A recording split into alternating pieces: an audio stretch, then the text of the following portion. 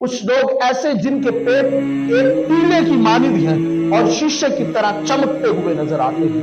इतने बड़े बड़े पेट हैं कि वो अपने पेट को उठा के चलने की कोशिश करते हैं लेकिन फिर गिर जाते हैं, और दूर से नजर आता है अंदर बिच्छू सांप बड़े बड़े जो से डस लेते हैं। वो आहो बुका की कैफियतों में वक्त गुजार रहा है, उठता है फिर गिर जाता है, फिर इधर से एक फिरौनी शैतानी शरीर घोड़ा दौड़ता हुआ आता है, आके जिसके पांव पे बड़ी बड़ी सुंबे लगी हुई है आके वहां पे कूदना शुरू कर देता है।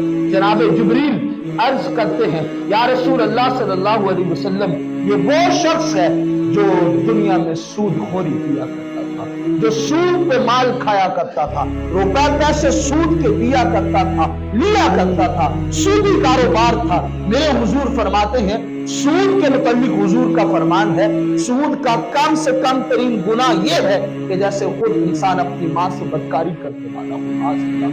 तो हराम कारी सूदखोरी की कैफियत में वक्त गुजारने वालों को यह सजा का जिक्र सुनाते हुए मेरे और आपके आका फरमाते हैं कि जिस शख्स ने सूदखोरी की उस बंदे को अल्लाह की तरफ से ऐलान जंग है। वो ऐलान जंग क्या है?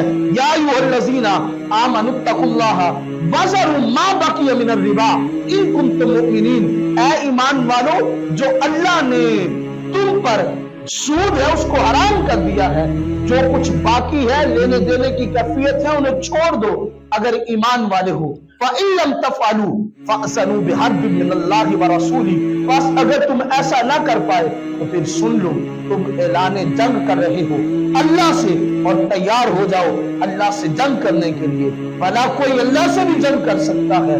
जिसने सूदखोरी की गोया उसने अल्लाह के साथ जंग का ऐलान किया, और मेरे मालिक से इस कायनात में कोई जंग जीत नहीं सकता।